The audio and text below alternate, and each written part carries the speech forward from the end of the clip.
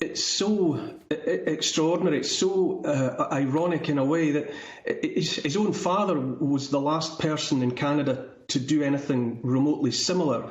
In an earlier, iteration of the Emergency Powers, the War Measures Act, and he invoked it in the face of the October Crisis, so-called, in 1970, when a group of independence-seeking terrorists trying to set up a socialist independent state in Quebec had kidnapped politicians. And as that drama unfolded, Trudeau Sr. invoked these War Measures Acts. And the irony that his son is doing something similar in the face of peaceful protesters who are putting up bouncy castles and offering saunas and free food to families who are gathered to ask for freedom. It just seems, I think we live in a topsy-turvy world at the moment. And I think Justin Trudeau, you mentioned Jacinda Ardern in New Zealand, obviously Emmanuel Macron in France. I think it's not about health now, it's about saving face. Yes. I think they're the sort of people who are not inclined to tolerate dissent, as it turns out. And they're getting increasingly desperate in their tone, in their language, even in their body language and in their facial expressions. The way I say topsy-turvy, here we are being encouraged to look desperately at Putin's Russia and Ukraine and NATO, and everyone familiar with history, ancient and modern, recognises the posturing of both sides. But in the past, we in the West, we were encouraged to regard ourselves as the good guys, the defenders of liberty and freedom, standing up to the bully.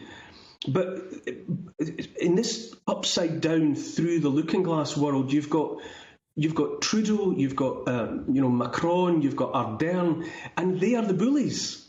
Yeah, they are the bullies, and they are the ones trying to force some kind of totalitarianism onto their freedom-loving, ordinary working people. It's a desperation to be obeyed, a desperation to be taken seriously, and the mask has fallen, and people that you would have expected under other circumstances to be champions of liberty and freedom are showing themselves to be anything but. Well, I think you're completely right on all of that, Neil. And remember, this is something they've boasted about. They have boasted about the creation of a two-tier society. This is something they are proud of, bizarrely.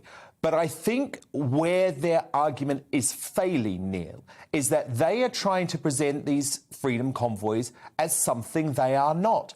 And we can now, thanks to the beauty of the internet and the beauty of social media, and I know, by the way, very often we slag off the internet and slag off social media because, my God, it has brought some ills to society.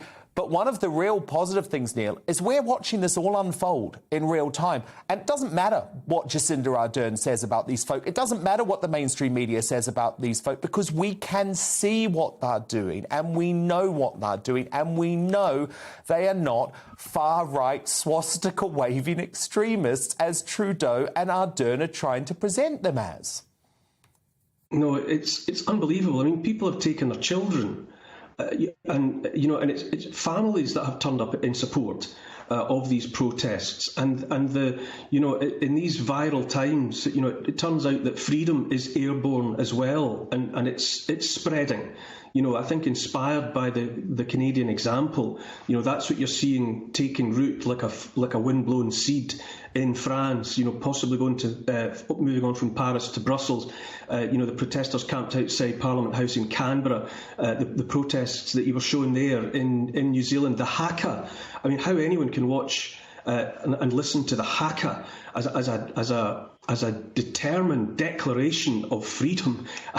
I mean, it puts the hairs up in the back of my neck every time I see it, and I can't help but wish that I had a haka of my own to contribute to it.